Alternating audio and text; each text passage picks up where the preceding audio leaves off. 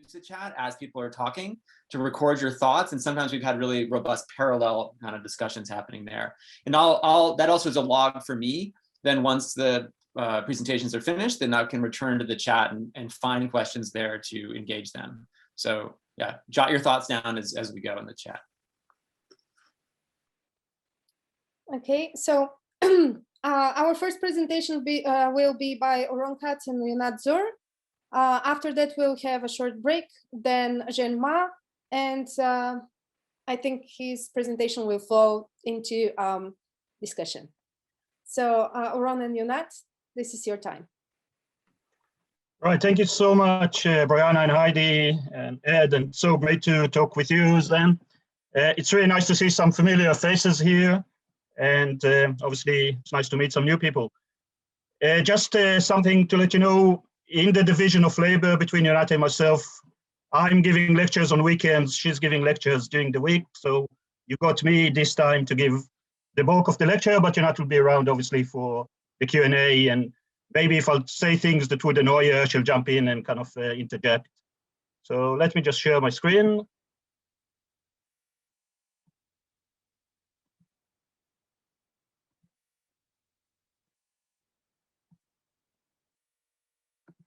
Yeah, can you see it? Yes. Yes. Obviously, we are speaking from you tomorrow. So here in Australia, we always live in the future. So for us, it's Saturday morning, quite early. What I'm going to do is actually spend most of the time of this lecture trying to frame why we're doing what we're doing, what we found out in the last 26 years of working in the field of biological arts, and present Symbiotica, and hopefully if I'll have time, I'll be able to go over a couple of projects that we've done in the last few years. But before that, I would really like to acknowledge the fact that we are working from the land of the Noongar Whadjuk people, who are the traditional custodians of this land here in Western Australia, in the Perth region. We wish to acknowledge the strength of their continuing culture and offer our respect to elders past, present, and emerging. And because our work deals with kind of different types of biopolitical stance, I think it's also extremely important to make this acknowledgement here and now. So something that we've discovered, or that we've been following for the duration of our practice, is the realization that as biology becomes an engineering pursuit and life becomes a raw material to be engineered and manipulated by humans for their needs and desires, the fetishization or the fetish of technological approaches to life often overshadows the context in which life operates. We call it neo-lifism. So neo-lifism is a term that we refer to this idea of the fact that the technological idea around the manipulation of life often takes over. So it seems that the biological milieu is transformed into an abstract and technological instrument of control, where life is just another raw material to be engineered. Decontextualized life has been reconfigured, mixed and remixed, reappropriated and instrumentalized to such an extent that the technologically imagined potential of life stands for life itself. And I'll now give you a couple of examples of that, and we'll cover some of the background.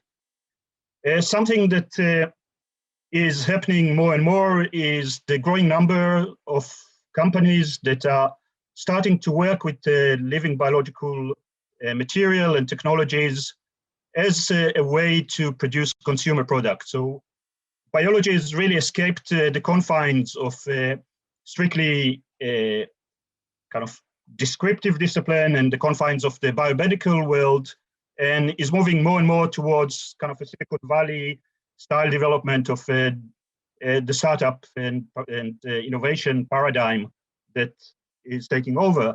And one of the symptoms of that is the growing number of meetings and conferences and symposiums that are about to linking those ideas of those startup companies with potential investors and trying to push this whole field towards biology for consumer products. And one of the main meetings is a meeting called Biofabricate that was developed by a person who says that she was the first creative director in as an executive in a startup biotech company, and that's Suzanne Lee, who worked for many years for a company called Modern Meadow.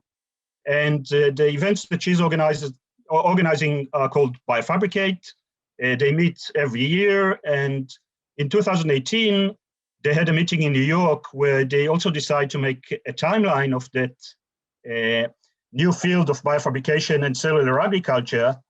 I went to that meeting, and I was really surprised to find out that they used the work that Ionat and myself developed in 2004 called the victimless leather as the starting point for that whole field. So it's a strange feeling. It's very humbling, and obviously I felt quite taken aback by the fact that they chose to use a critical work of artists as a starting point for a commercial field of this, that we, in a sense, the very same work that they were referring to as the starting point of their own field was a work that was predicting and critiquing the potential of life becoming instrumentalized to such an extent that it would become a form of consumer products. So as we'll go ahead, hopefully we'll reach the victimless leather and I can talk more about it. But one of the things that I suppose the take-home message from this is the fact that artists seems to be really, really good in liberating knowledge from the epistemological confines in which they were usually set up. So when Ionat and myself started to work with tissue engineering as a medium for artistic expression in the mid-90s, the idea of being able to take a very strictly biomedical technology and start to see if we can reappropriate it as a mode of artistic expression also opened up the floodgates for other things like what we see here. Obviously, there was kind of a lag. It was at least a decade after we were developing those works that some people thought that they have some kind of a commercial potential. But this idea of biofabrication, the idea of cellular agriculture, is all stemming from the notion that maybe if we do things in the lab, they would solve the problems that are associated with the current modes of production of whatever goods we're looking at. And the next example is actually a paper that was published a few weeks back by MIT engineers that proposed to use lab techniques in order to grow wood in the lab. And one of the really interesting things in this paper, and it appears in quite a few different sections of this scientific paper, is this quote that we have here, that basically they're saying, just have to move things around, that that's a problem with, that basically the tissue-like generation promises several key advantages over existing practices. For example, the production of only useful plant components, basically wood and secondary xylem, without unwanted or unsellable plant anatomy like bark, small twigs, roots, and leaves, reduce waste associated with the biomedical production process. Now, hopefully you all realize how crazy this idea is. Yeah, this idea that somehow things like roots and leaves are unwanted and unsellable parts of the plant autonomy, and therefore it's more efficient to grow only the wood in the lab, is totally senseless. This is a prime example of what we refer to as neolifism. It's this idea that somehow the technology of growing the biological material in the lab and forgetting about the whole context in which it operates, and in a sense, not even calculating the footprint of the need to basically outsource the whole physiology and the whole body of the organism to technological means, is somehow going to save us and produce more ecologically sustainable outcomes. So this idea of being able to engineer biology is not that new.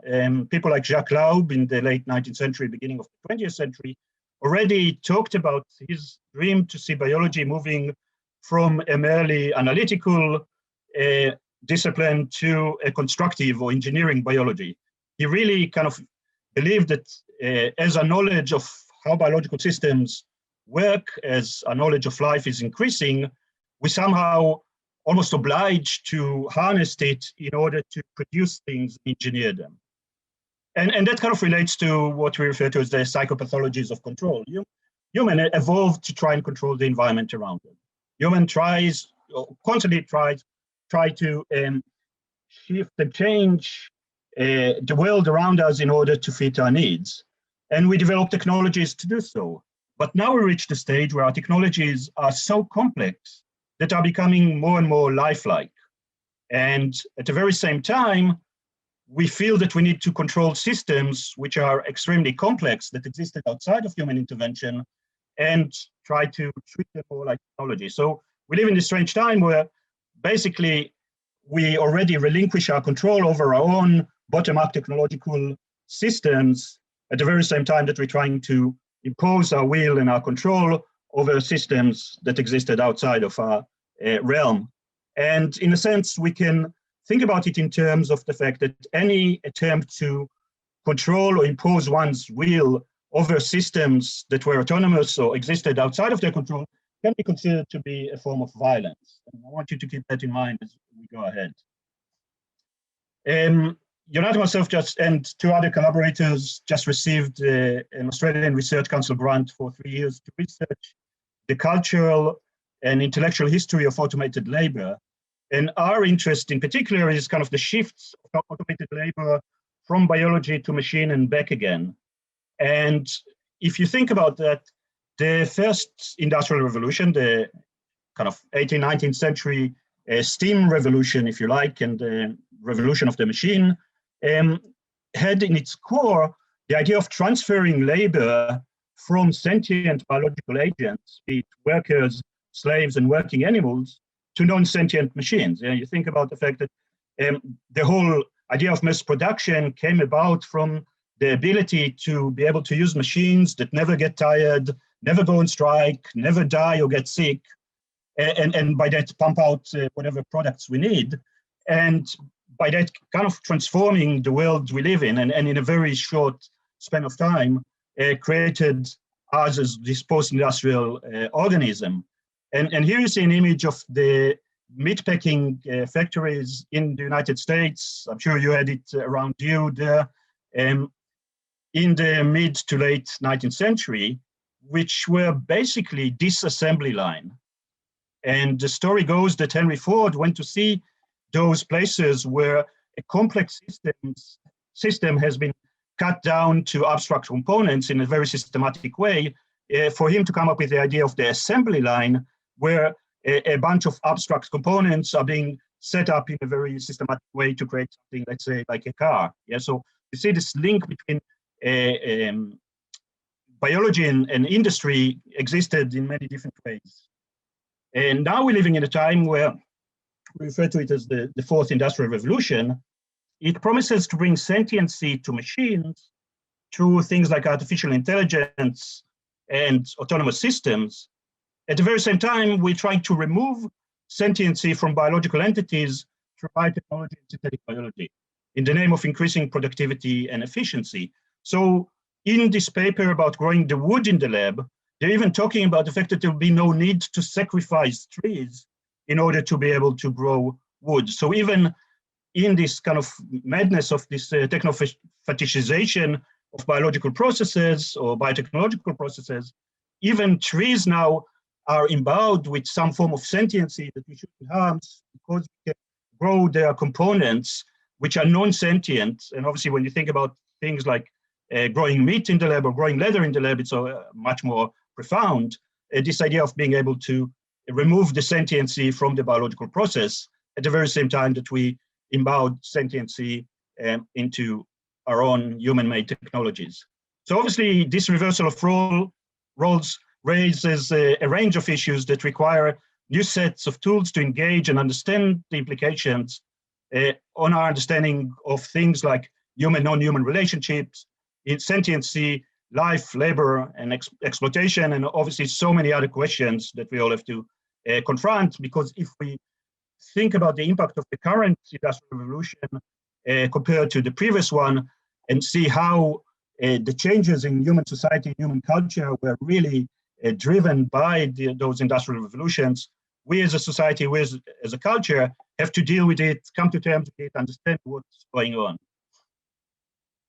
Jonathan Safran-Foer, in his book Eating Animals, was talking about the fact that factory farming considered nature to be an obstacle to be overcome.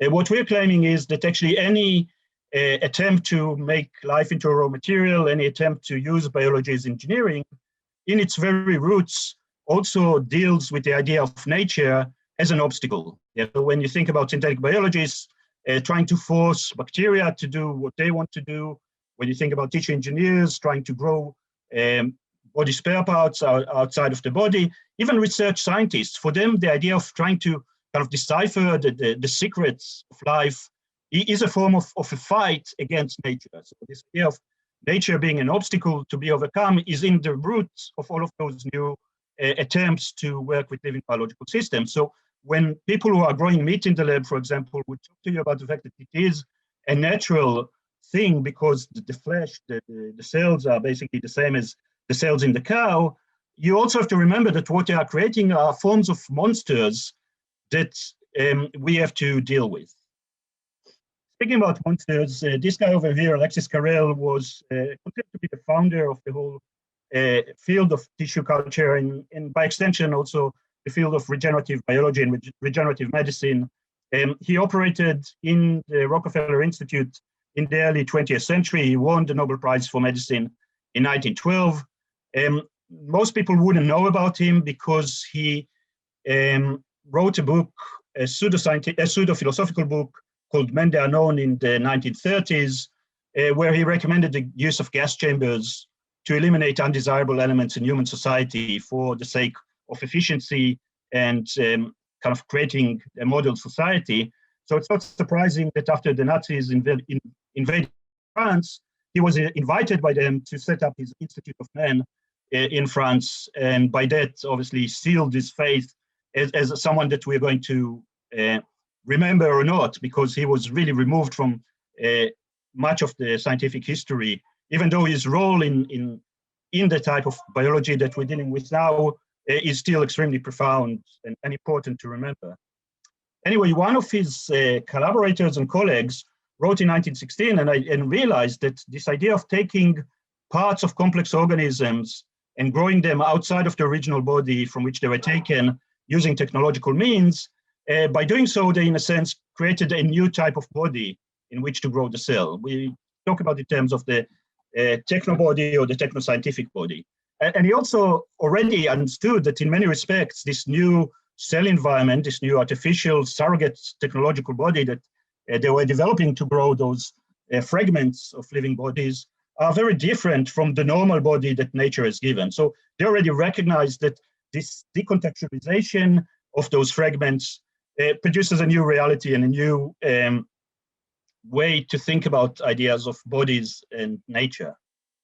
And the problem is that obviously if we as a culture, we as a society are ill-equipped to articulate the existence of those new biological entities, very strange things might happen. So this is, for example, the first premature baby ward in the United States, not so far from you, a bit to the north in Buffalo, as part of the Pan American Expo in 1901. There was the first time that human babies were put in incubators in North America. And you can see those crowd control rails over there because it was part of the expo, but it wasn't really part of the technological side of the expo. It was more in the area of the oddities and weird things. And we know that because when the expo shut down, the whole operation moved to Coney Island and was actually one of the very first permanent installations in the fairgrounds there. And here you can see the image where it's infant incubators with living infants. And basically, people would pay tickets to see this strange thing, which was human bodies, very tiny human bodies inside machines. There's many reasons why it ended up in freak show and not in hospitals. They had about 80% success rates using the incubators, as opposed to almost zero if the babies would be left to their own devices. But the reason why the reason that we kind of emphasize why it ended up in the freak show is exactly the point that I was trying to make, that there was no cultural place to put those new human-machine hybrids. There was no place for them in society. The only place that they could end up was as freaks. And obviously, by people paying tickets, paying for the tickets to see them, they could actually earn their own keeping by doing so. And even when the medical establishment started to acknowledge that, they were still selling baby incubators from Dreamland Coney Island to both hospitals and amusement parks. So in a sense, the role of artists in this context is to try and culturally articulate the existence of those new biological beings, because we're going to share the world with them in some way or another, and just relegating them into the realm of the freak is not enough. And speaking about freaks, and I think that some of the previous speakers in the bioart mixers already referred to this mouse with this neuron effect. It actually appeared for the first time in kind of the popular realm in 1995 in a documentary by the BBC. And what we see here is quite an interesting story, because the BBC documentary crew went to Boston to make a documentary around the new area. Remember, it's the kind of mid-90s, the new field of tissue engineering. And there were 4 scientists that were leading this research into tissue engineering. And one of the things they've done was to create this human-animal hybrid. Now, this is something that obviously exists in almost all human cultures. We always had this vision of a human-animal hybrid that exists in some way or another. And here come the late 20th century, this image comes alive.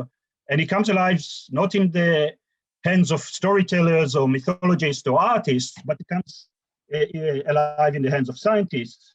But it did came as a way to capture at least the imagination of the potential funders. So Ionat and myself actually spent a year in Harvard Medical School as research fellows working with those scientists 5 years after that in the year 2000. And in 2015, I curated a show that commemorated the 20th anniversary of this first public appearance of the mouse with Ionat spec, and seeing both its scientific and cultural impacts. I also went and interviewed and collected oral history from those 4 scientists, and found out that they were quite deliberately chose the shape of the human ear, which is recognizably human, to put on the back of the mouse.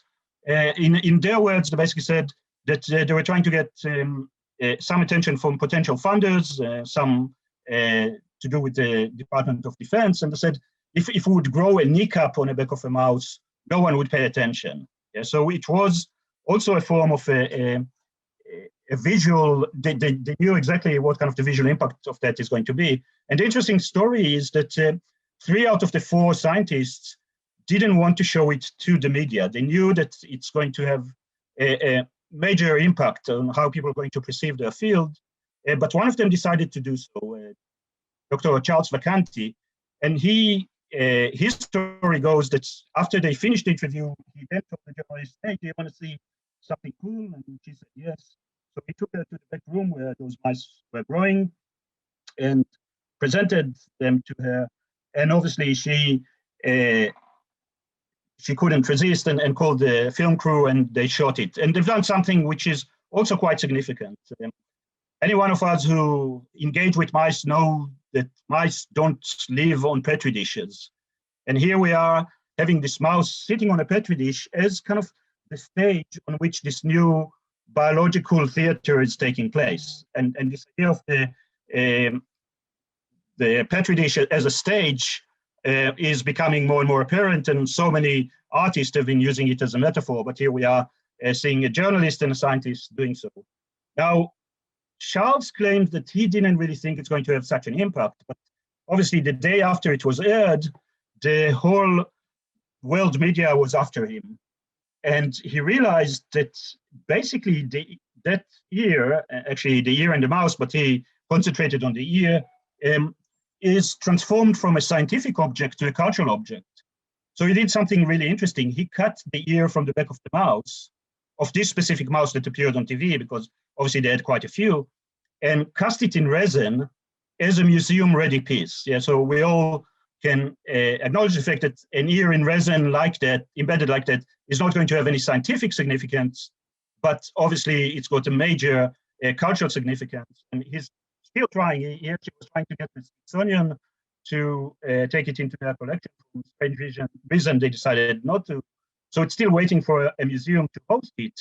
But the important thing from our perspective is obviously how those biological, technological artifacts are recognized even by people who created them originally for other purposes, recognize the cultural importance of their existence. Now, the person who actually did the ear on the back of the mouse, sculpted, is a Chinese plastic surgeon called Yilin Chao. And Yilin Chao, after finishing his residency in Boston, moved back to China, got a huge amount of money to develop a center for tissue engineering in Shanghai. And then in 2003, in the opening of the Shanghai Museum of Science and Technology, he was commissioned to make an ear on the back of a mouse specifically for the museum, specifically for the opening. As far as I understand, the mouse was alive for the opening and was alive for a few days later. And then they plastinized it and done something which I think is kind of, as a cultural gesture, much more important. When you can't cut it from the back of the mouse, actually, again, decontextualize the ear from the importance of its existence as this chimerical mythological being that was brought to life. And Yilin Chao obviously recognized that, and the ear and the mouse have both been plastinated and are now on display at the Shanghai Museum of Science and Technology. So here's a mouse that was created specifically for cultural purposes. And again, no scientific merits come from drawing that for display in a museum, but a major cultural importance. Obviously, after the ear on the back of the mouse appeared in 95, in 96, another major biological and technological feat took place, and that's the cloning of Dolly, which was the first time that a mammal was cloned. And obviously,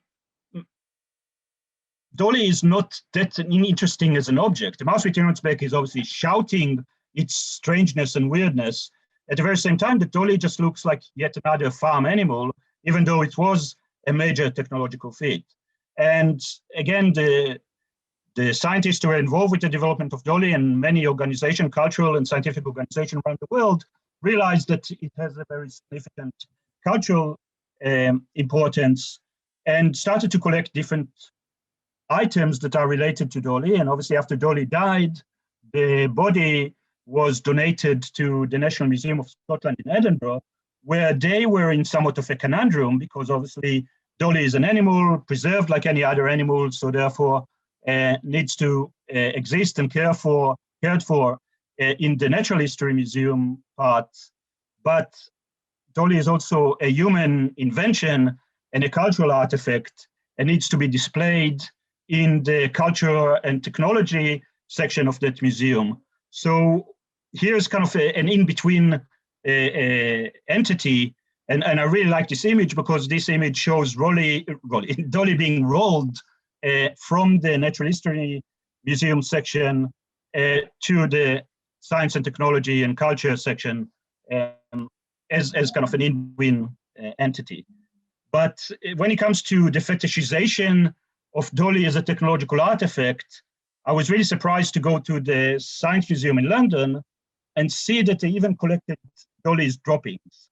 Yeah, so if you want to go and worship the amazing feats of human technology around biology, you even can have pieces of ship droppings to worship, as that kind of fetishization extends to everything that went in and out of the body of this animal.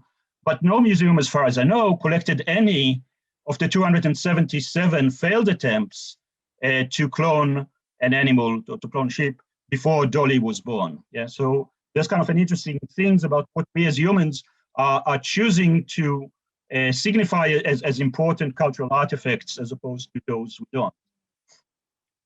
So just kind of by means of the background of our own practice, in the early to mid-90s, I studied product design, and I wrote my what now could be considered a speculative design thesis around the future where biotechnology and design might come together. So I recognized then, what is very obvious now, is that as biology becomes engineering and engineers are starting to develop biological products, they would call upon designers to come and design those the products themselves. And I found this prospect very interesting, very intriguing. Actually, initially, I came from a very strong ecological design background, so I thought that this is a solution.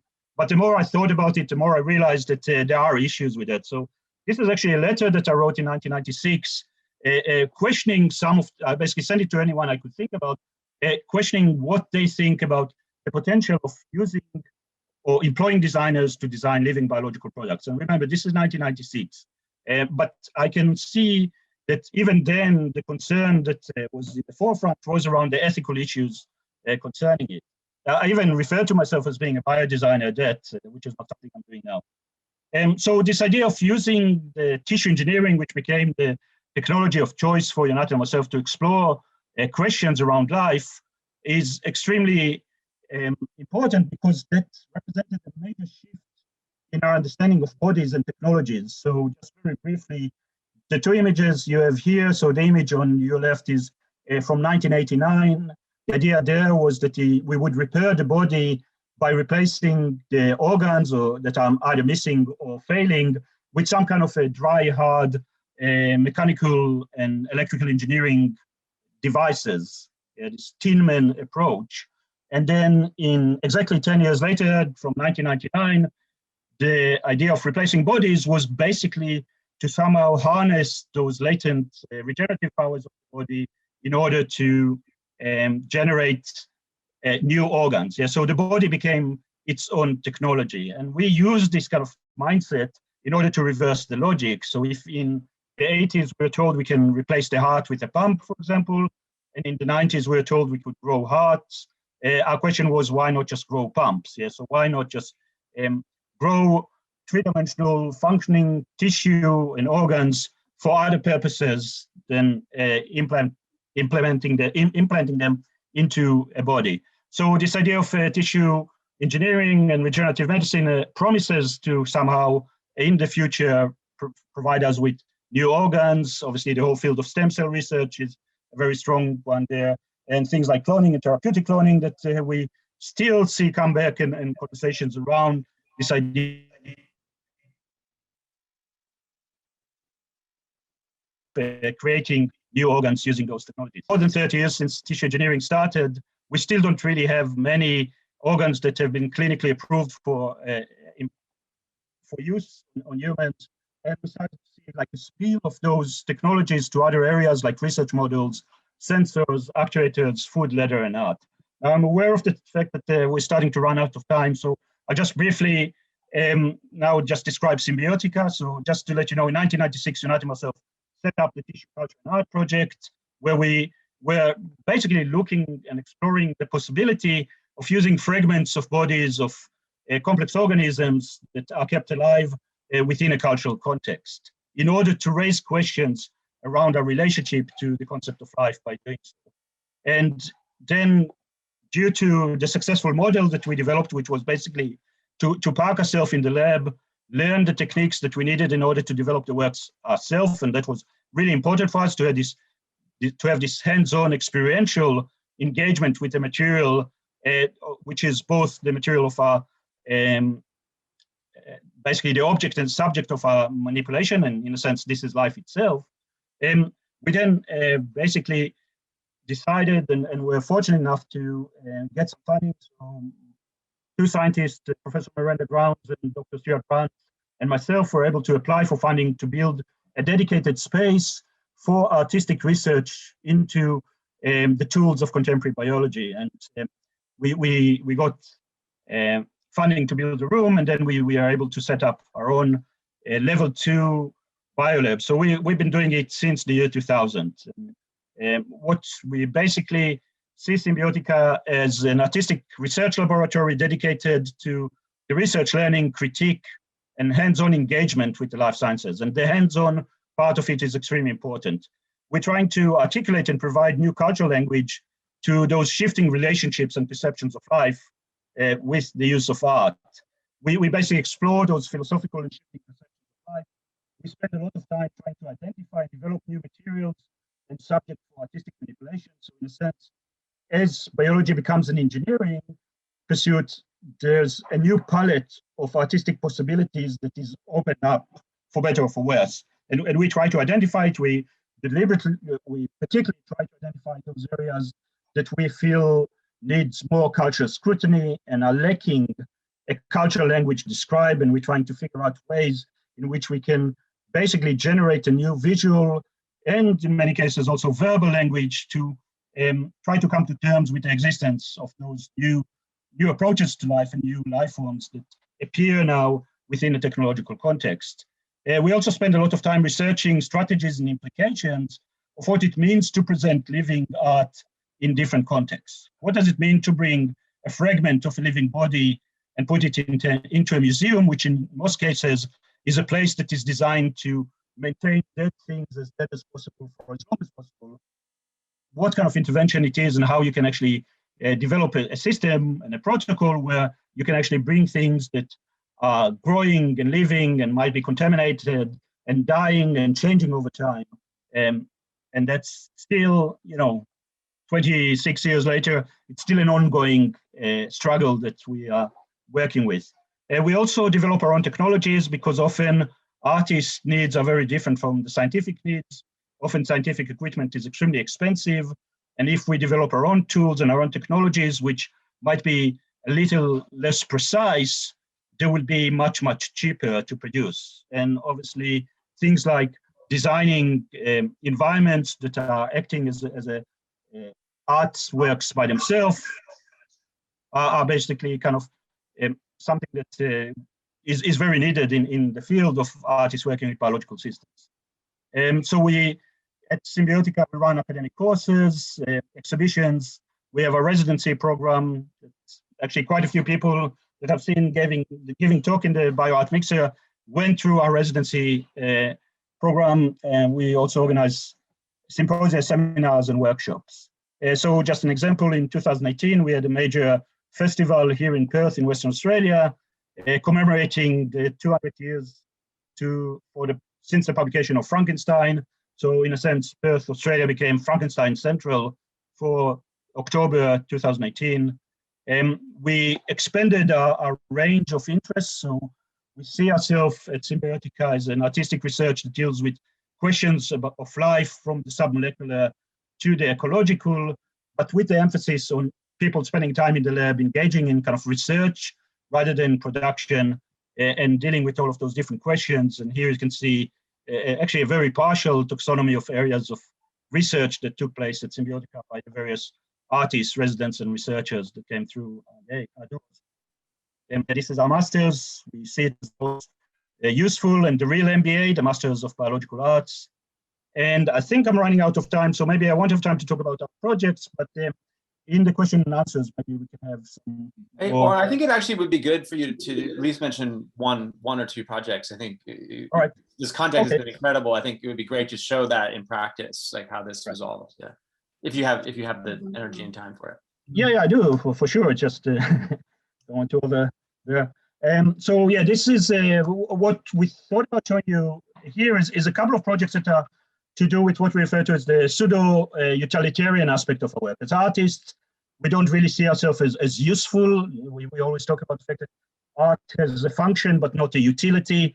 Whenever art is moving towards the utilitarian side of things, it might be important, it might do really good things in the world, but it's not that much of art anymore.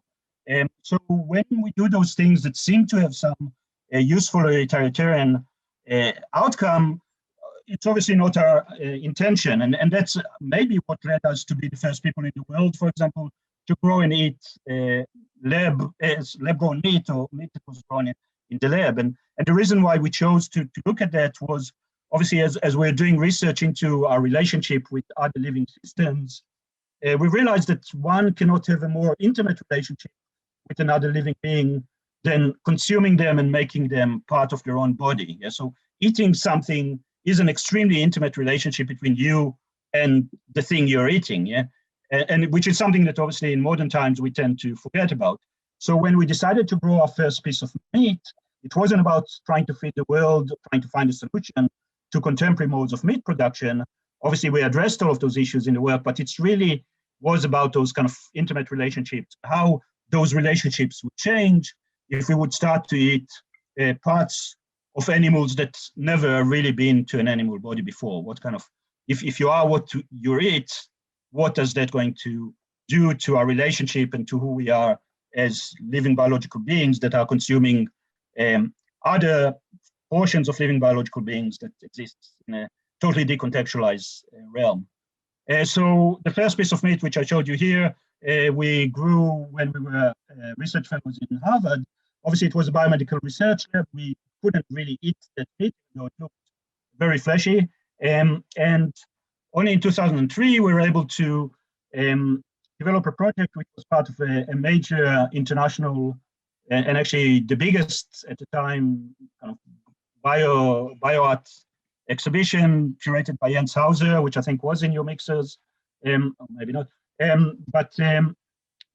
In 2003 in Nantes in France, an exhibition called L'Art Biotech, and we proposed this project called Disembodied Cuisine, where we're able to construct a fully functioning tissue engineering lab in the gallery using brand new material and equipment, so there won't be a risk of cross-contamination. Our lab had a bit of a difference because we also had a dining room there, and basically here you can see a video of the kind of that follows that installation. So it was an installation performance. I'll just jump a bit forward. What we've done there was to basically play with what constitutes foul food. We knew that French people don't like the idea of eating engineered food very much. And most other cultures don't like the idea of eating frogs very much. So we decided to combine those two things and tissue engineer frog meat in the gallery. For the 3 months of the duration of the show, we would go every day. We would feed our steaks. We also rescued frogs from the edible frog distributor in town. So we would feed the frogs and we would feed the frog meat. And then at the very last day of the exhibition, we had this ultimate nouveau cuisine dinner where we invited some members of the audience, some colleagues, artists and the curators to join us to eat the 5 grams of this frog meat that we were able to grow. And as far as we know, this is the first, at least documented instance where someone put into their mouth a piece of meat that was grown in the lab. Right.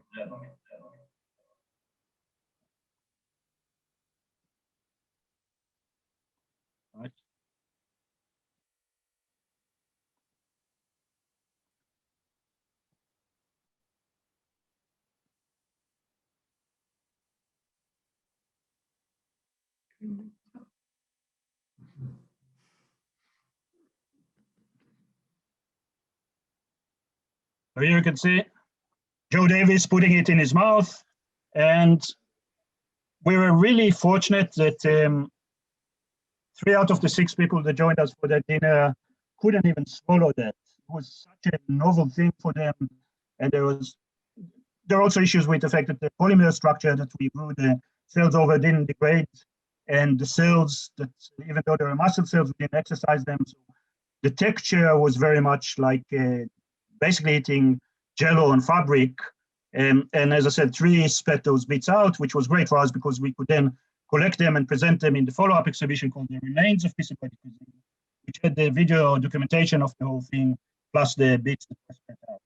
Oh, I skipped that. We did some food performances, worked with the scientists that tried to grow the first burger in the lab. We created insect soup, lab-grown insect soup.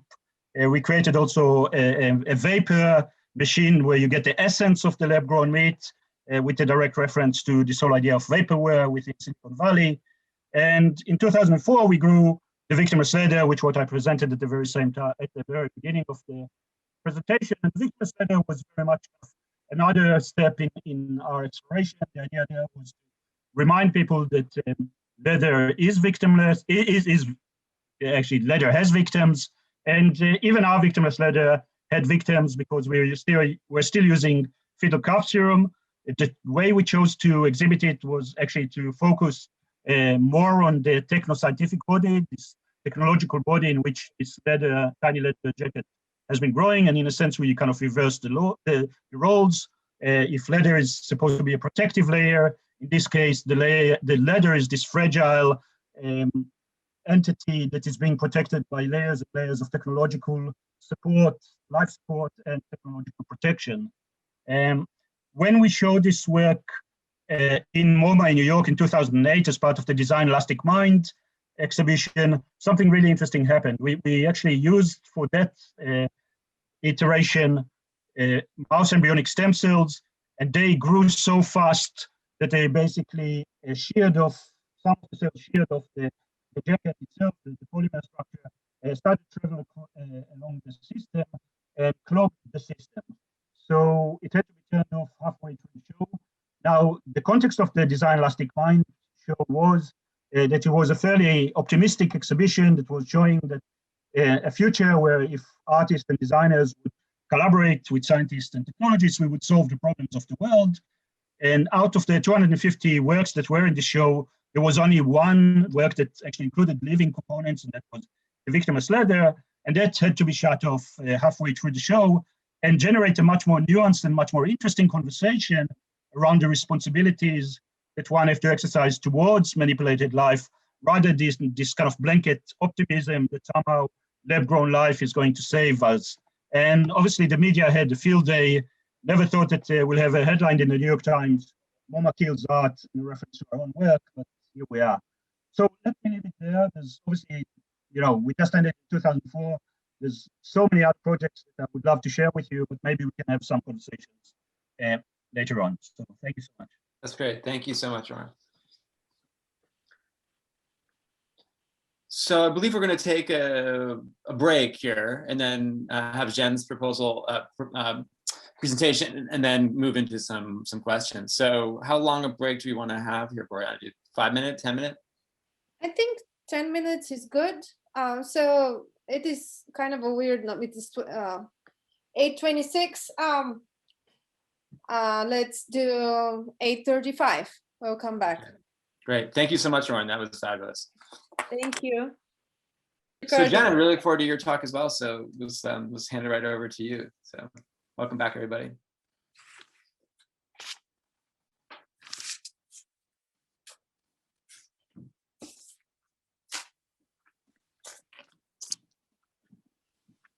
Okay, so I'm Zhen Ma. I'm an assistant professor at Syracuse Universities.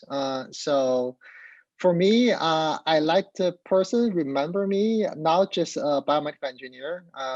Like I like to people remember me also as a lifelong movie lover. So that's the reason I changed my background. You can see this is the 10th movie I very enjoy in the past years. So each year I pick 10 movies.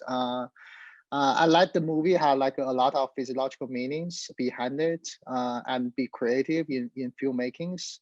So actually the background poster is from a movie called I'm Thinking of Ending Things from director Charlie Kaufman. It's available on Netflix. If you have time during the weekend, I highly recommend you watch it. So it was listed as a street thriller, but actually it's about life and love.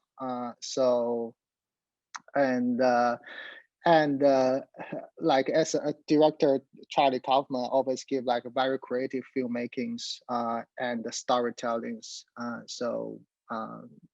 Again, if you have time, I hope you can enjoy this movie from Netflix. So now I'm gonna share my screen.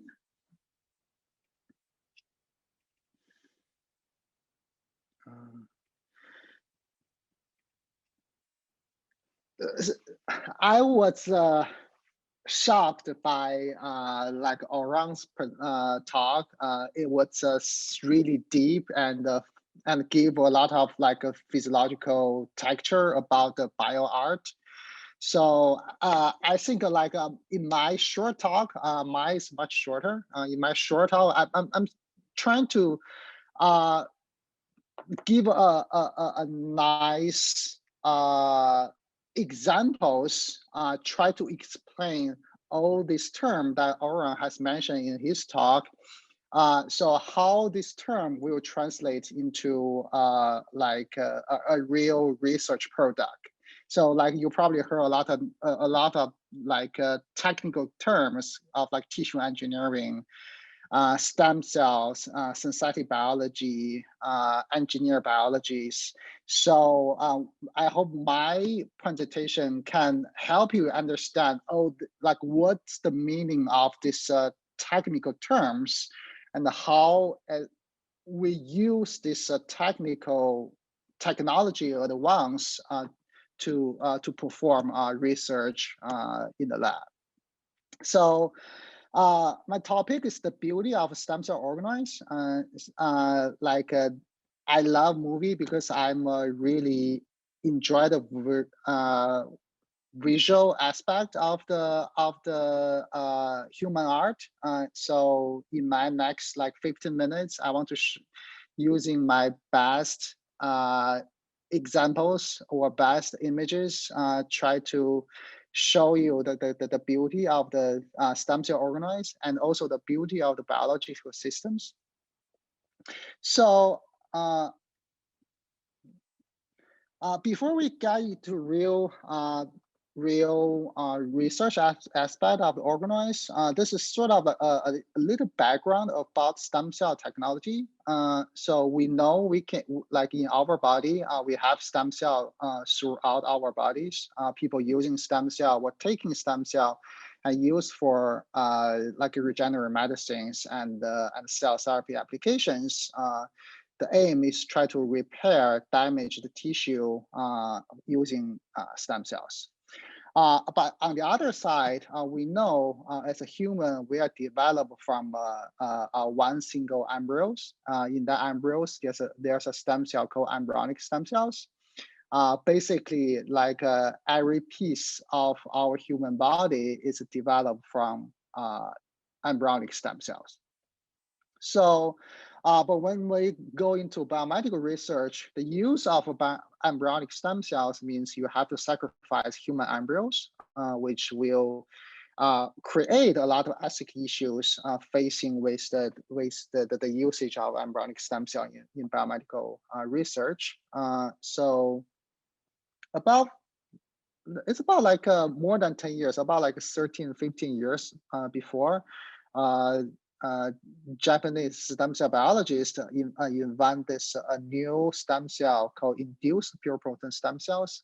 Basically, the idea is taking stem cell from like an adult person, like for example, like they can take cells from me and then turn my own cells back to the pluripotent stage, which means they can create embryonic stem cell from my own cells. So imagine if you have this kind of cells from your own body, if you need heart cells or neural cells for brain injury repair or heart injury repair, you can get your own cells, turn them into the embryonic stem cell, and then differentiate into the brain cells or heart cells that can use for tissue repair.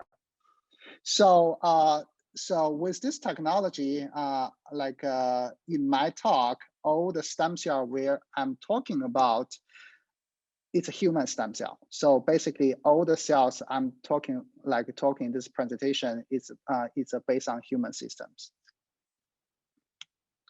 So like stem cell organoid technology is actually is the way try to recreate a mini organ out of human body. So like so normally people do is just grow a small sphere of cells in a petri dish, and then induce a specific differentiations. Basically, you adding specific media or chemicals that will drive that stem cell into specific tissues. So the image on the right show using this technology, people has been able to create different human tissues to represent a miniature organ mimic of a brain.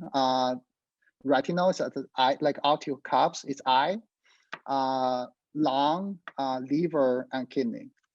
So using this technology,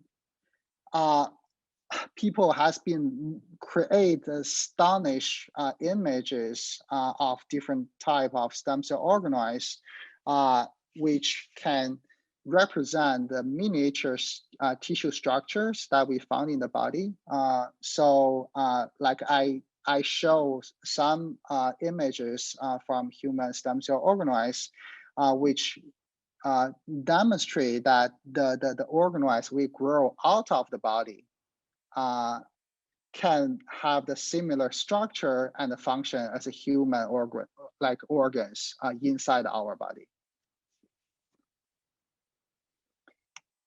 So as an engineer, we always think about how we can engineer the biological systems. So this is people using biofabrication technologies to create synthetic materials. And using that biofabrication technology, they can create like a multiple organoids on a sheet of materials. So you can see all these organoids will grow on this piece of sheet of plastic and start to merge each other and fuse into the connections. So this is one, I think, one of the best example to show how people can use like a biofabrication technology and integrate with the stem cell organoids to create this artificial synthetic like biological systems. So this is the research going on in my lab. So we has been using again biofabrication technologies to grow organoids, and this is what we this is the cardiac organoids we can generate in our lab. So again, this is human stem cell derived organoids, which means they preserve the human physiology and the human biology. So from this organoid video, I just want to show you they create this like a spatial biological patterns, which the red color is the heart muscles, and then the green color is other supportive cell type that you can find in your heart.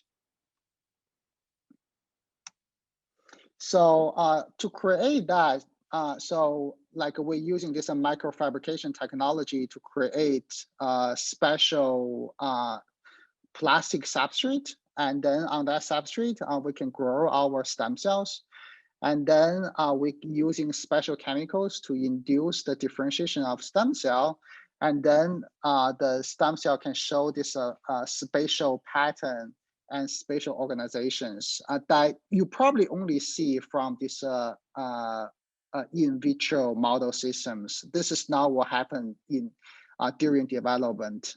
This is only happen when you grow the cells on the structure or textured biomaterial surface. So we know our heart can beat we also hope that the cardiac organoids we can generate that can also contract. So this is the video we record from our organoids. You can see they are contracting, which means they have the heart beating functions. On the right video, you can see this organoid show these green colors shining throughout during the beatings. This is actually integrated with synthetic biology technologies. We engineer the genome of the stem cells, so we can making the stem cell shining the fluorescence when the heart was contracting. So this just the image showing on the right is actually show the integration of stem cell biology, synthetic biology on gene editing, and also like a micro fabrication that has been translated into like a biofabrication techniques. So this is how we run the research in the lab. We need like a different technical aspect that can translate into a fantastic biological systems and a cool idea how we can interpret the data. So this is some like a confocal and the two photon microscopy image. Like I just want to show this a colorful image to represent the beauty of the stem cell organoids, which show this spatial patterning of the biological systems. So as engineer, like as Oron has been saying, that we can engineer a biological system that was never found before. So basically what we have been showing that we can shaping the cardiac organoids with different shapes. So we never think about the heart can be a triangle shapes, right? So, but this is what we can do as an engineer. So we engineer the biological system in order to they have like a special functions that was never present in the nature. So like in our lab, we have been using this as a tool to screening the embryo toxicities for safe pregnancy medications. So I'm probably just go really quick about this part. I just want to highlight here that this thalidomide induced the teratogenicities back in the 1950s and the early 1960s. More than 10,000 children in 46 countries was born with deformities as the consequence of thalidomide use. Only 50% of the baby was survived. So basically, this is tragedy pushed the FDA to think about how we should regulate pregnancy medications. But currently, all the method will say to assess the embryo toxicity for healthy fetal development still highly rely on animal models. There's no human models, and all the models people using, there's no way to assess the tissue morphogenesis or morphological scoring. So like I just want to show you like how we can use this cardiac organoid model we engineer in our lab. So basically we show if we expose our cardiac organoids with these thalidomide drugs, this drug will significantly compromise or impair the formation of the organoids. So which we show here, it's the organoids with control with no drug exposure, and then the organoids under 100 micromolars with these thalidomide exposures. We can see the organoids under drug exposure has a significant lower size, which means the heart development was significant compromised. So this is sort of like the summary of my lab work on the cardiac organoids. We developed this human developing heart model of 3D cardiac organoids. We can using engineering method to changing the shape of the organoids, and we can use these organoids for safe screening of for pregnancy medications. So to end, I just want to show that our lab tried to create as many as stunning images from different cells. So top row is the cardiomyocytes, which is the working heart muscle cells we generate in our lab using stem cell. So the bottom left image is actually taken from the new confocal size microscopy that Heidi was running, shows nice biological structures of the cardiomyocytes. And then the other scanning electron microscopy and helium ion microscopy is show like the interaction between the biological tissue and the architected scaffolds, biological scaffolds. So like one reason we want to do this because one of the beauty of like a man-made structure is architectures, right? So, and we want to see whether we can create architectures on the scale of cells and like micro tissues, and then we can create this hybrid architecture with both biological systems and then architected biomaterial scaffolds. This is something we are showing using 3D printing technologies to fabricate architectures and grow the human stem cell derived tissues. And we also see this like on the cellular level, how this architecture and the single cells was integrated as a biological tissue. So with that, I think I have like acknowledgement slides for my lab, and that's everything I have here.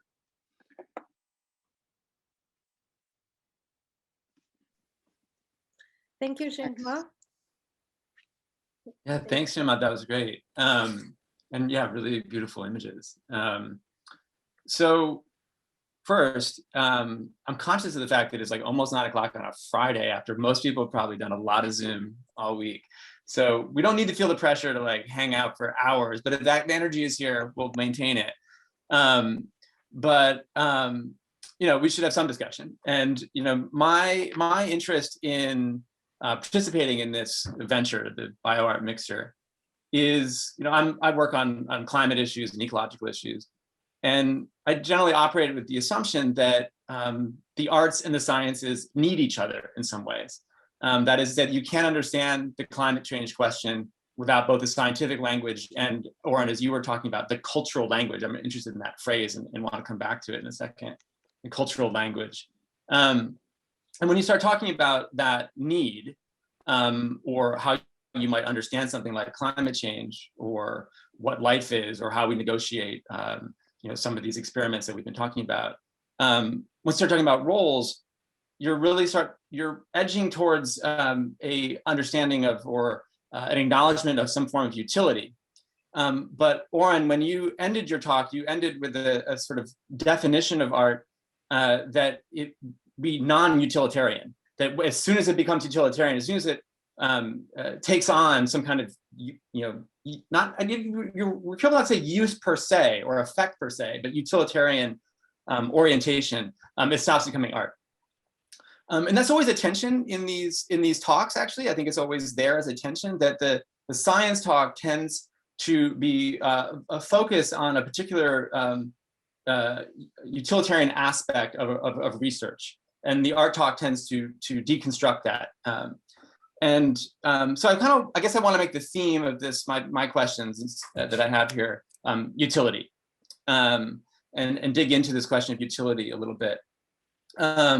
And so Zhen, just to turn to you first. First, a simple question that I think that you said at the end, but I lost a little bit, which is if I understand correctly, the function of your research is to provide safer routes to medicines that can help certain heart conditions. Is that correct? Yes. So like our organoid system have like many different applications. One is to help to understand how the drug will affect the heart development. In order to create a sort of like a risk classifications for pregnancy medications. So in future, if the doctor want to prescribe a drugs, they know how this drug will affect the fetal development when they prescribe this drug to the pregnancy women. So I think that's the utility part of our model system or our science. I would think this in terms of utilities, right? I'm just always saying there's like a 3 levels, right? The most like applicable aspect or always how we can use this for something, right? That's a very typical thinking of an engineer. So because as an engineer, we always want to create something that people can use. So, and then in the middle is sort of like, or scientist, in this case, is a biologist, they think about like, what does meaning in a scientific way, right? Even though that scientific meanings might not be able to translate to real product, but they understand how the science or how the rule was a function behind what we see in front of us. So I think that's a lot of like physicists or chemists. They think about like how the world functions, right? But eventually, this like a scientific discover can be used for like engineers to create a new systems that can be benefit in a more realistic applications. And then on the other side, I think is the artist, right? So I think like in my like shallow opinions about like art, it's just we try to like extract physiological meanings behind like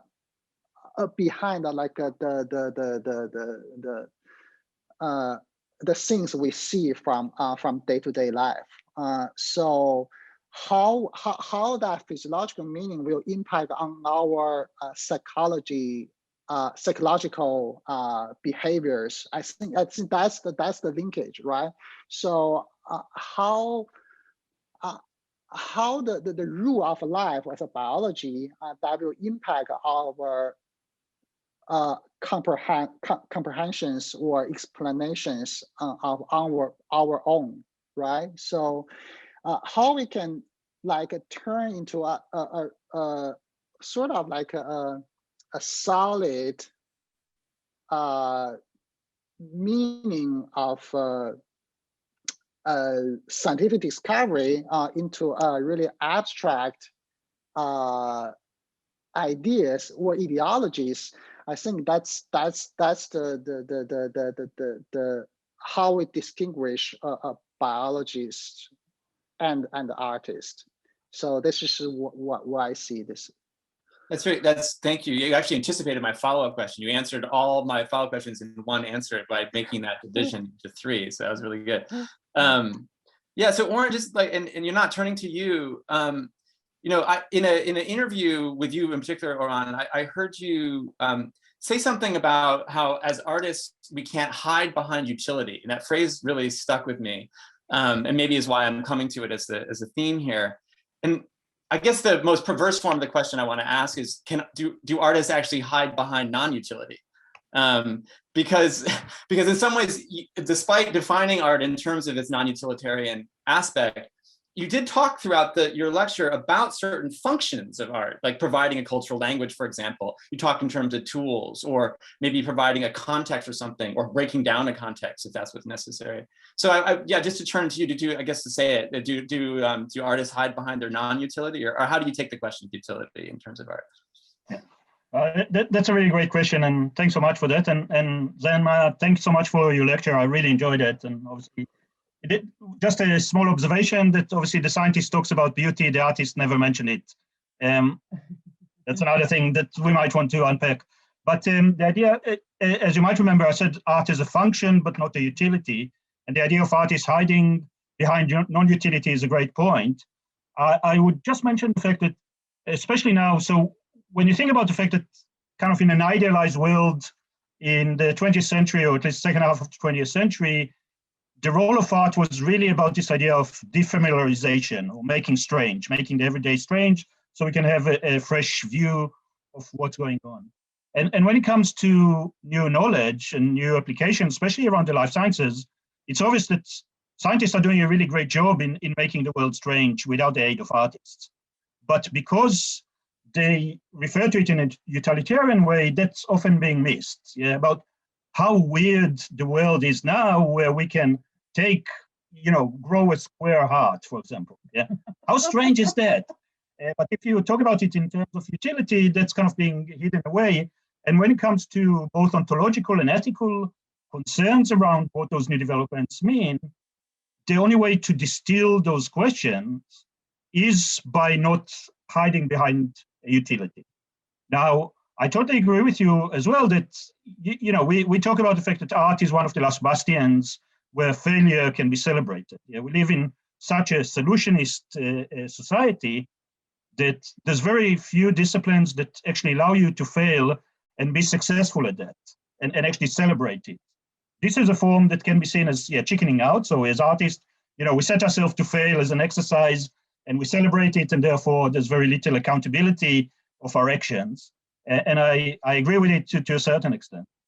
And the other thing is obviously the idea of kind of opening up those experimental avenues in ways which are not even following any methodology of raising up kind of the problem that you're trying to solve. You just kind of throw it out there.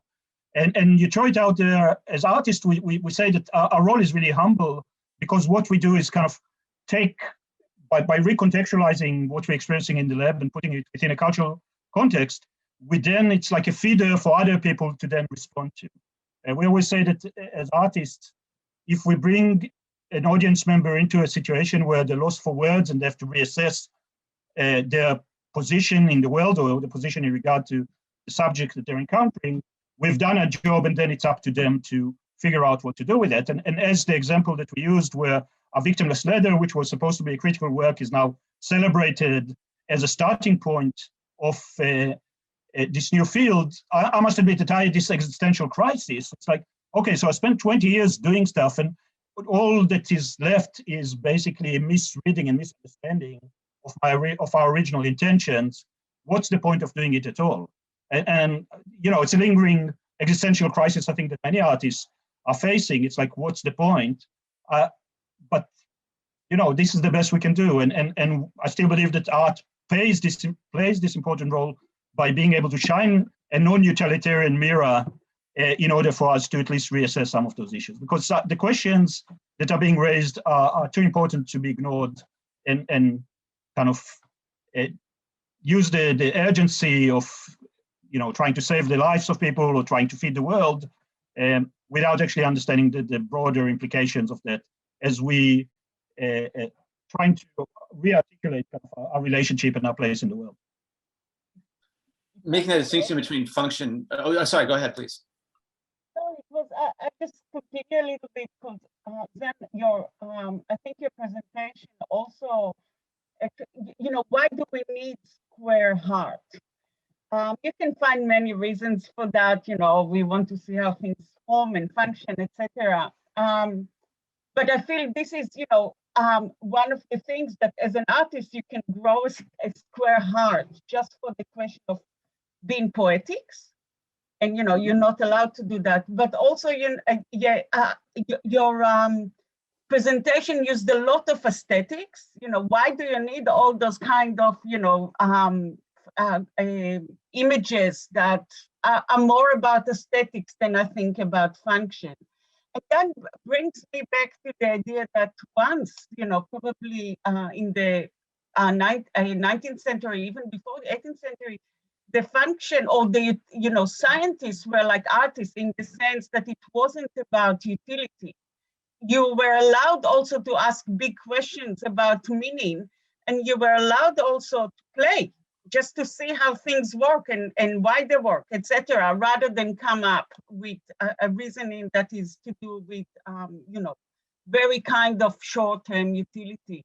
So it's quite interesting that actually, those roles are now taken by artists in many respects. That's really, there's so many places I want to go from there. The first on my mind, though, also because Laura Heyman put a comment in the chat about how this notion of play or the non-utilitarian function of art is disappearing as well, because in terms of like social practice and some of the stuff that I actually do.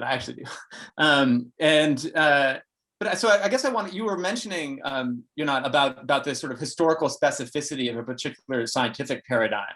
with an orientation towards research.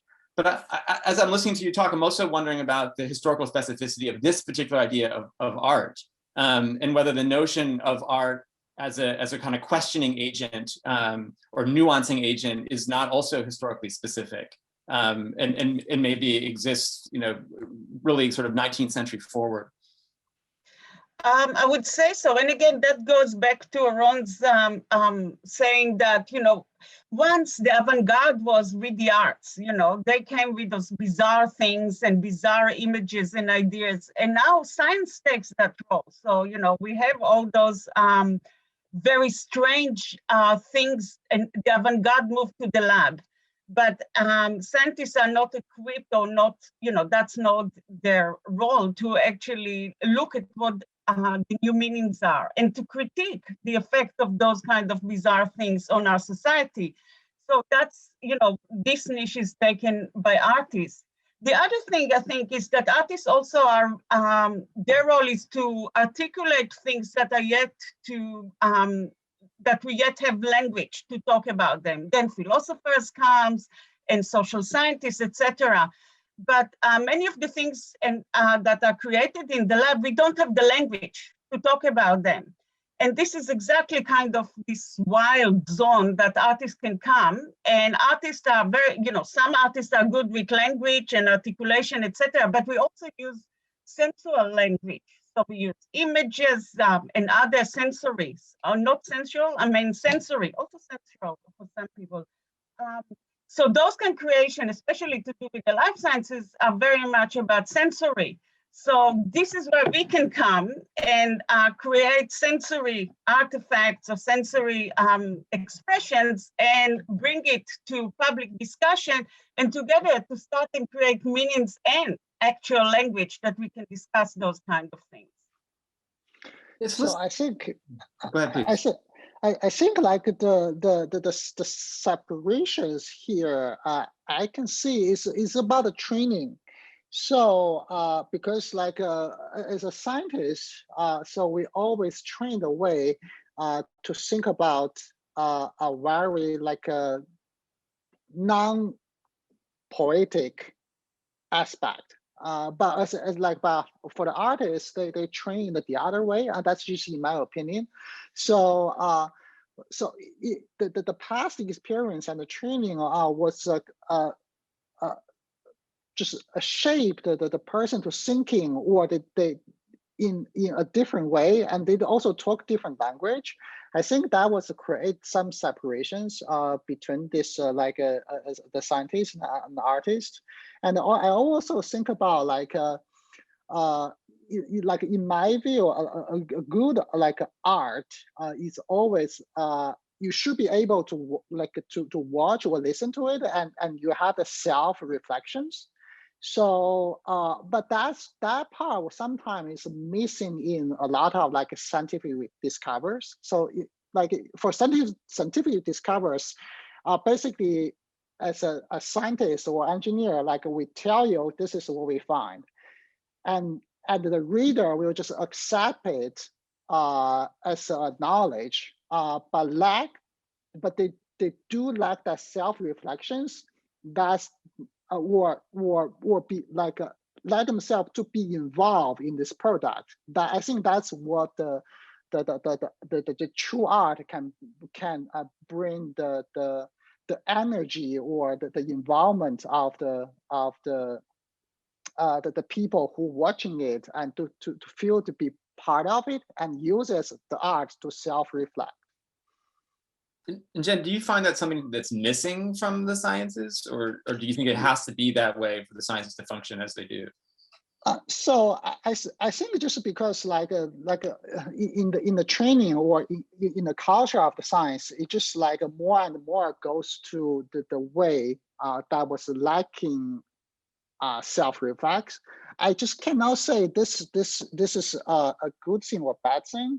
So I just feel like this is have its own characteristics. So I think that was like a sort of like create sort of a line between the science and the art. And if if we can cross that line, I think that's the that will be the core things of like the bio art or any kind of science art. That it's that cross that line of try to deliver to the audience. At the same time, you can also rise self-reflection.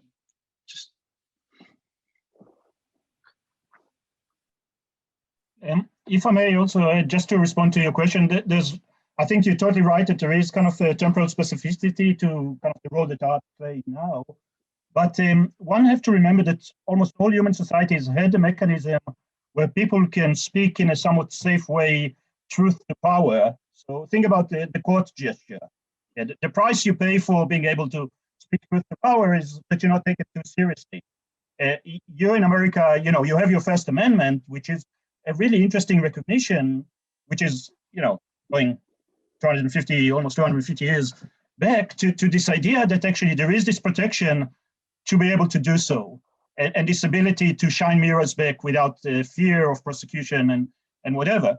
So in a sense, when it comes to artists who are engaging with new knowledge, we often act to a large extent as the court gestures. We have a license, especially the type of work that, the importance, for example, of the experiential engagement that we are practicing so hard at Symbiotica, and this is what the residents who come to do, is all about this idea of being able to engage from an informed perspective, but with an agenda which is extremely different from the dominant agenda that tries to sell us the narrative and capture the public imaginaries in regard to what those new developments might bring to us. And in a sense, we would go in and say, but there's other things that we need to think about as we go ahead, or as this application of knowledge is going to take place. But it is this, and it's often the case where art is not taken seriously when it comes to the way in which we respond to this knowledge. And this is a process that we're going through, and we should acknowledge that.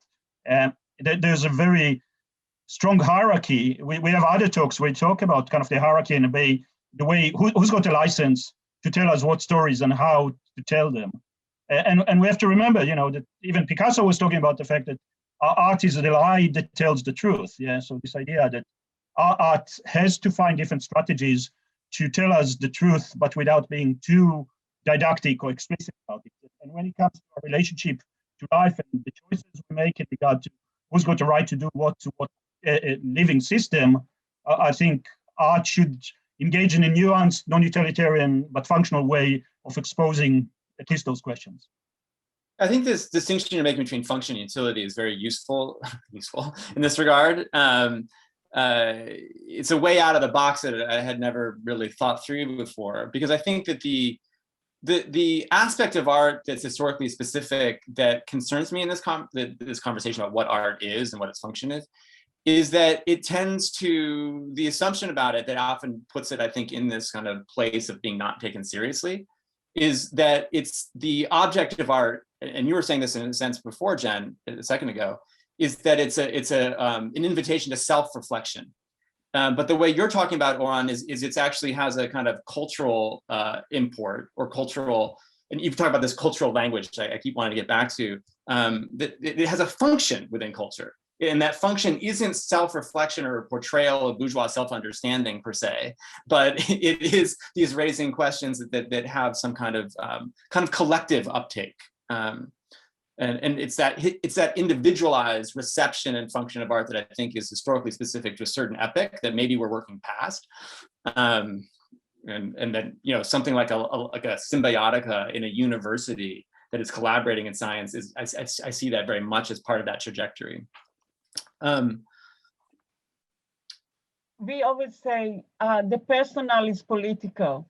So, and we follow that idea in Symbiotica. So definitely, I think it's beyond looking, it's not self-reflection, but also projecting on the situation of our society at the moment. And again, to be able to work in Symbiotica is a very privileged position that we should all remember and acknowledge. And science knowledge is very much also a privileged knowledge system that we should at least be aware of. Yeah, but going back to your question about cultural language, because I think this is a really important area that we are trying to, or at least we're trying to deal with. It's obvious that the way we think about things is limited by the words we have to describe them. So that's language either opens up new ways of seeing the world or blocks us from seeing other things because we don't have names for them. And when it comes to life, it's really acute because we suffer from a massive poverty of our language, especially from a cultural perspective. We have only one word to describe life in all of its manifestations. We have no nuanced way to engage. Science have specific words to describe the components of life and how they interact, but that didn't really filter down to culture and society at large. So when we read about whatever developments in popular media, when we engage with kind of those new discoveries, those new approaches to manipulating and dealing with different aspects of life, it's as if we are coming to it with a 5-pound hammer and we're trying to smash something extremely delicate. Yeah. So we are, and that is one of the reasons I believe that there's so much tension in regard to those new developments, because we can't even tell ourselves what we are dealing with. And when we talk to scientists about it, they say, what we've got a language, it's scientific language. But even with them, when it comes to even the question of life itself, there's a really beautiful example of a group of synthetic biologists who was trying to create life from scratch in Switzerland. So the idea of creating a cell using different types of components bringing together to create lifelike behavior.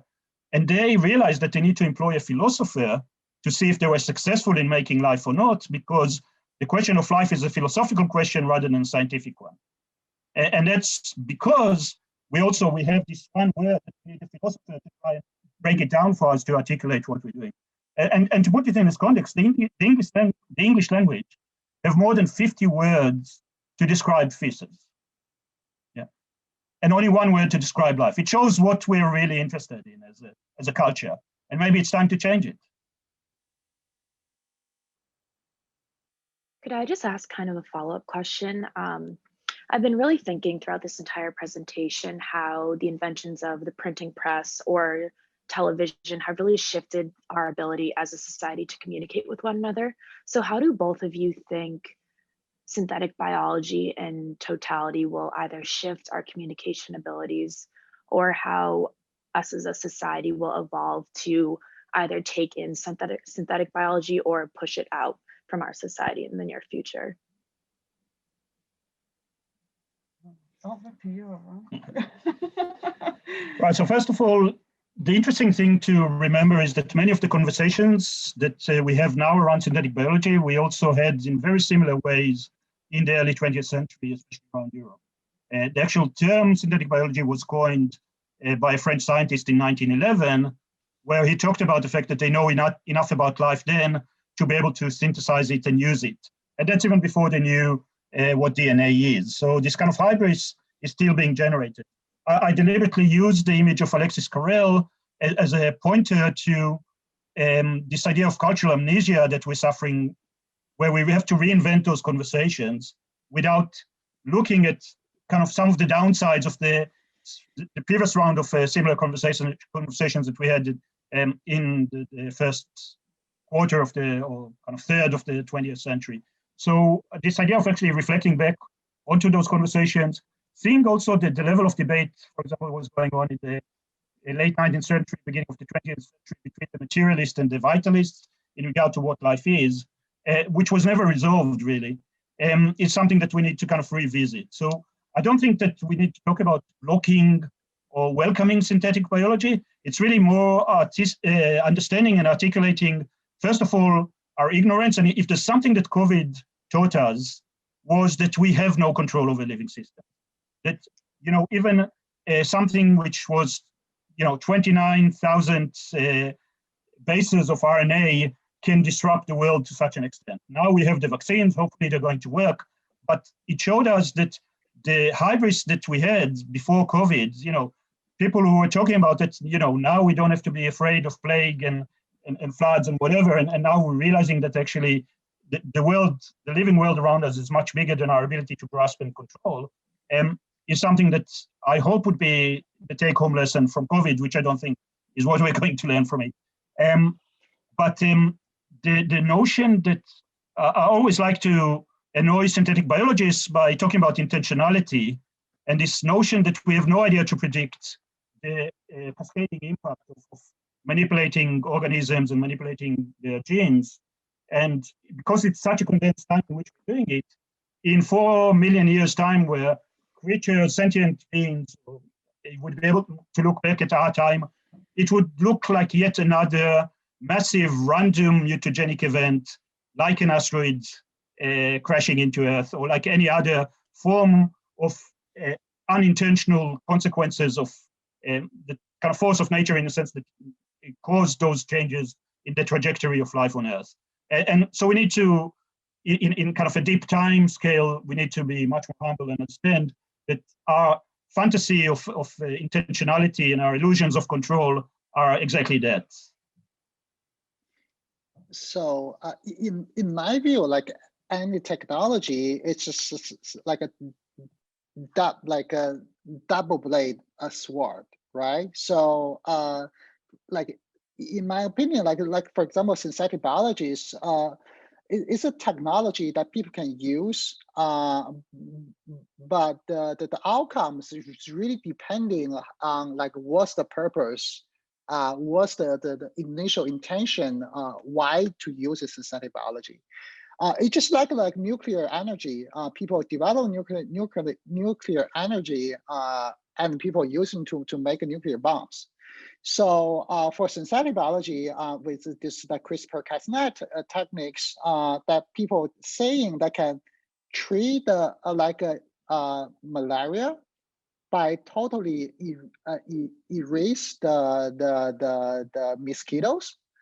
So that came to the question is your intention is good, that you want to basically totally cure the malaria, but how you use synthetic biology is you have to totally eradicate a species from Earth.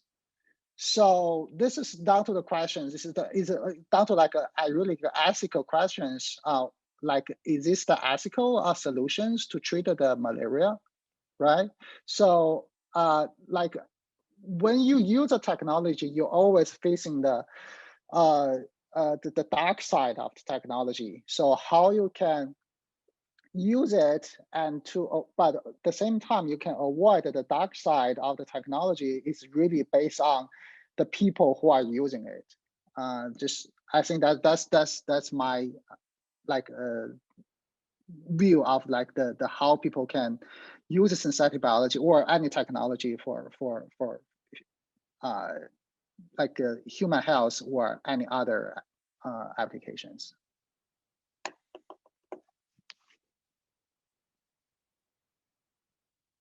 Can I get into the conversation? I'm just thinking that a binary talk about good or bad and saying something is good and something is bad is not necessarily productive.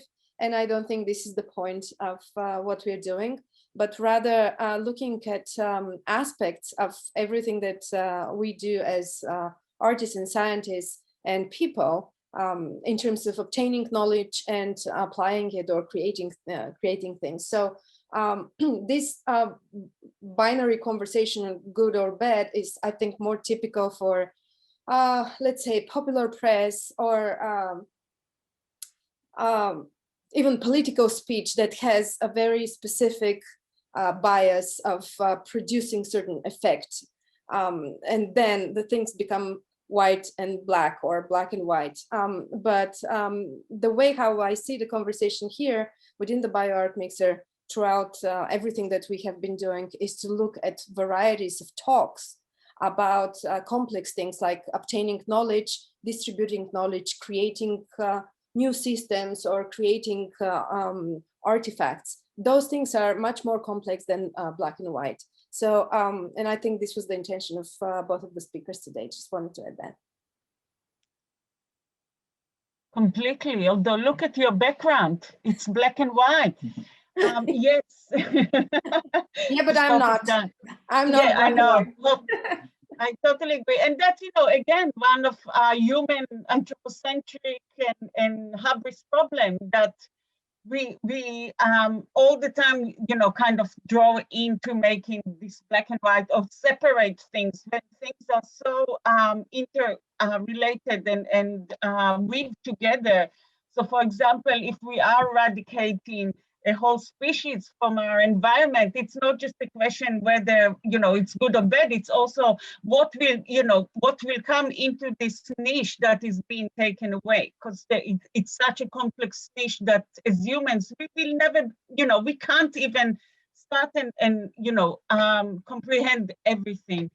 So definitely, you know, that's another thing that I think art today is trying to look at it. And I think that's another social activism that art does today in the light of ecological crisis, is that trying to look, you know, self-reflect on us as anthropocentric, on the human species, and trying to find ways to express, look, examine, search the world in a, you know, less anthropocentric, as much as, you know, it sounds almost like futile, but this is one, I think, of the one of the roles that art today takes over or takes into itself, and this is also one of the things the so-called bio-art is trying to do.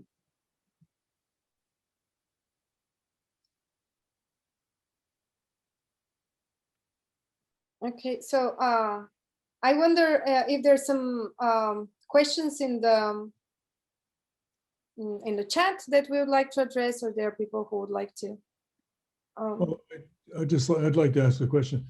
Zhen, can you make your heart beat in your model? I'm wondering if you could make it beat the way you might feel during one of your 10 movies.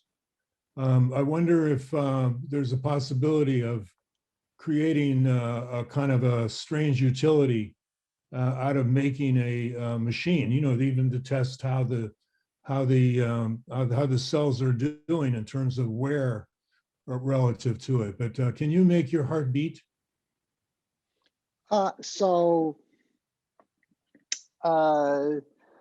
Yes, we can make like our, like we call like a mini heart beat, and we have different way to control how it beat, right? So like say it's based on like just like sort of electrical stimulation, like a pacemaker, right?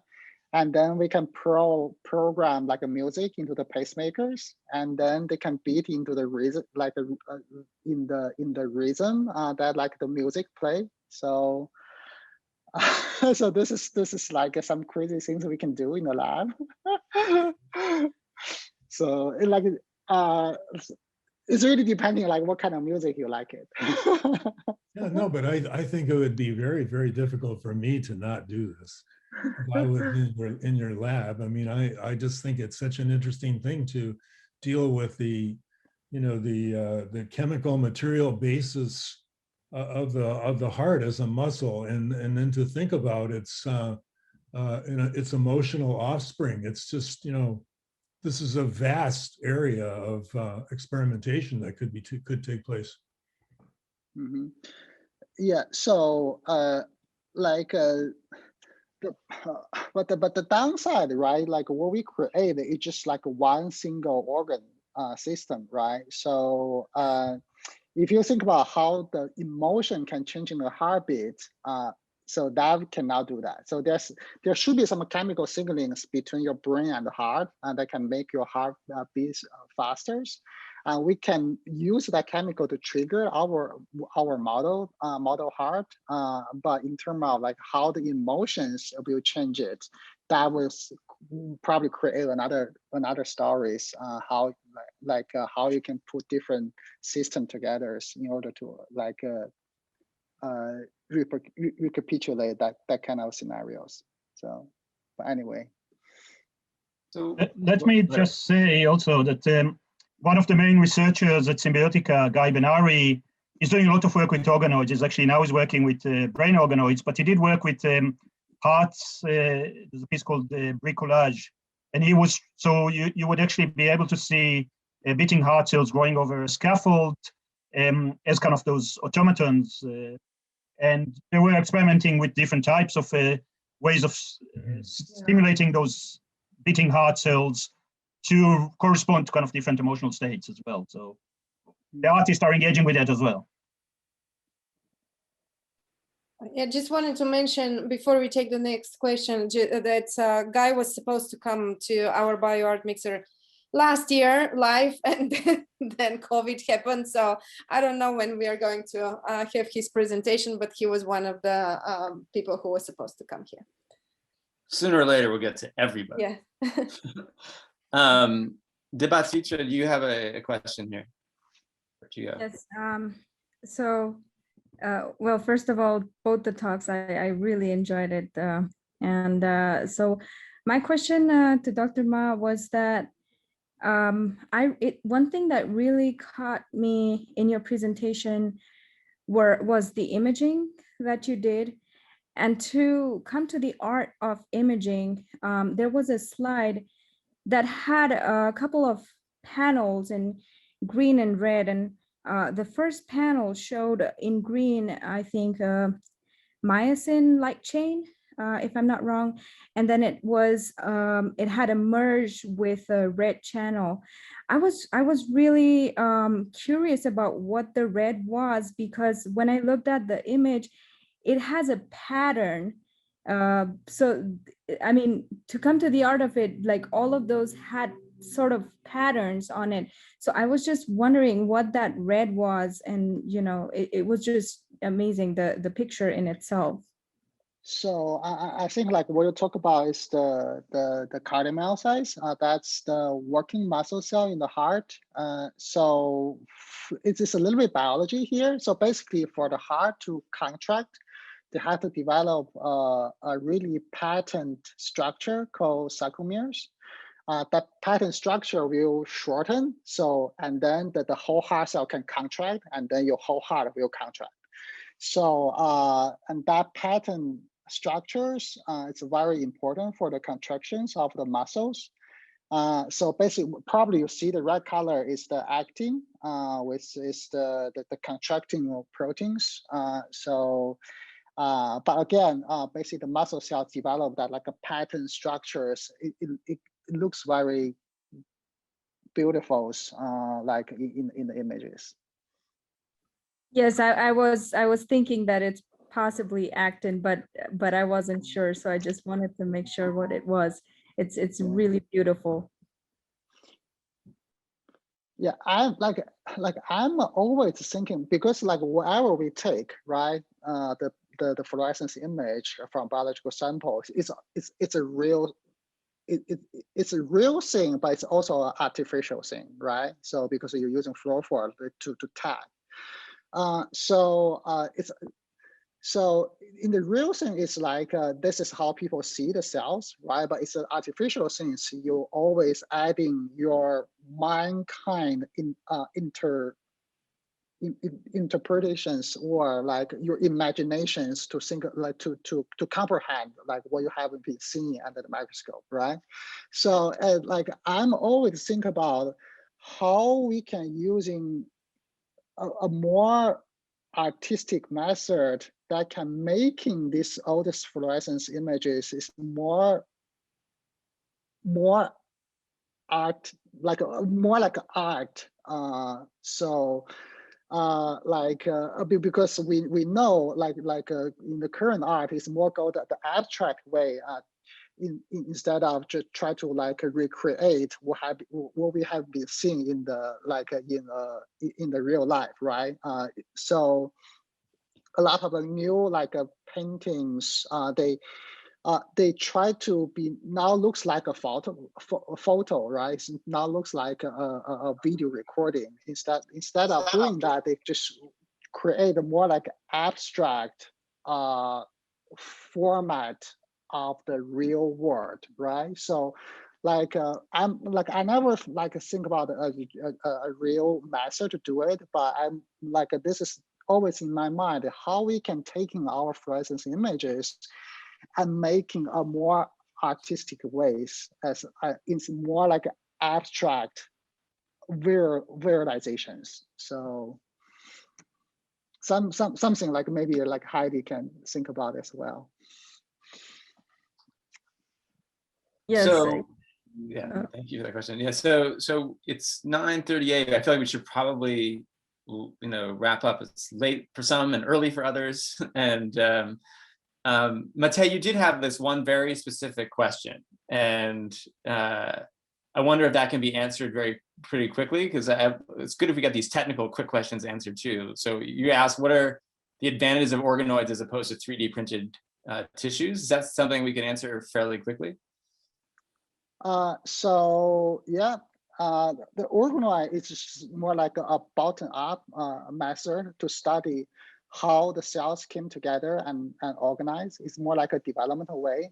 3D printing is more like you give some like a template, you form the cells or tissue to grow in a specific way. So it's more like a top-down approach. That's just more like a technical like explanations. So in my lab, I'm always think about you need to give some like structures to the cells so they can take it as the informations, and then like you should let biology to do everything else. You should let the cells to self-assemble and figure the way out. So if I may add something from the world of tissue engineering around that very same question. So the mouse with ear spec, they basically created the scaffold in the shape of the ear and then seeded the cells and they grew into the shape. And it was a very top-down approach, very similar, I suppose, to what they're trying to do now with bioprinting. There was never a successful clinical application of that because whenever the ear was implanted into the body would try to rearrange the cartridge because something was wrong with it. Because the cells, even though they grew into the shape, they didn't grow in a way like the ear grows in the embryo, in the fetus. And the way the cells were arranged both spatially and temporally in the scaffold signaled to the body that something is wrong with it, and the body tried to rearrange that tissue. Organoids, for example, on the other side, are more like embryos in the sense that they're developing, as Professor Ma said, it's basically self-assembling, as opposed to imposing our wants and needs over a structure. So actually, we started to write a philosophical paper with Fred Nathan, Professor Bardeni, around why constructed life doesn't seem to hold its form. Because life actually, when it constructs itself usually from the inside out and kind of from the bottom up rather than from the top down. Yeah. That's super interesting. Did you write that paper? It's in bits and pieces. We're still working on it.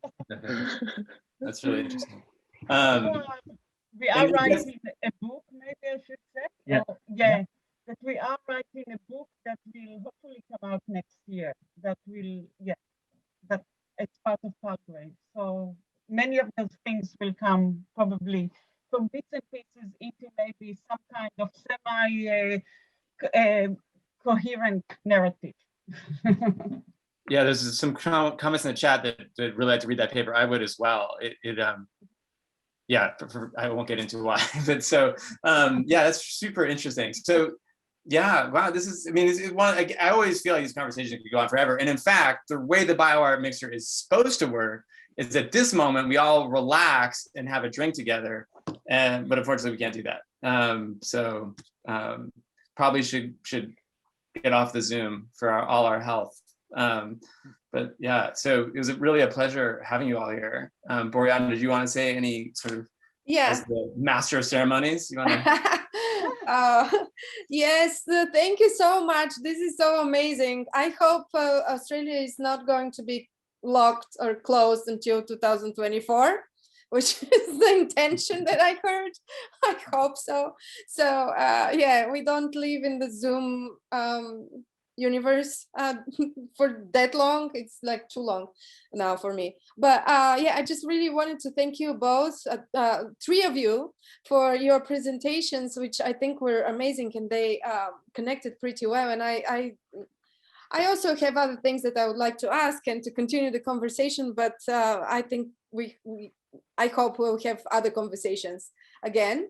And there, just one thing I wanted to say about how the BioArt Mixer is going to develop in the future. In the next semester, hopefully we'll have workshops, which would be in something in between transmedia and biology department, and maybe we will try to we'll try to make art from the images that are produced in the lab.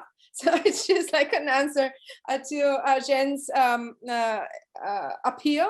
So it would be those would be workshops that would bring artists and biologists and students, specifically students, and to try to make them think in images and how they communicate their scientific research through images that might be appealing to somebody as art as well. We'll see. But the thing that we're doing is going to try to move towards something more practical, as opposed to just conversations and lectures that we have. And then there is another announcement that I said I will make, but there are very few people. And there is an undergraduate student in biology, Maya, who actually wanted to give her the images that she's producing of ovaries to art students. And I don't keep don't see that many here, but I will make this announcement at other places as well, and to see what they would like to make out of them, or are they going to use them as a raw material for art, or are they going to be interested in the scientific side of them, or the cultural side, which is something that I would urge them to do if they are my students. Especially in the context of this conversation that we had today, which was, I think, wonderful. So thank you very much. Heidi, maybe you would like to say something? You guys always make me talk. I thought it was great. I loved it. It was one of my favorites. I loved the dynamics between the 3 speakers. So thank you to everyone. Okay, thank you. And see you soon.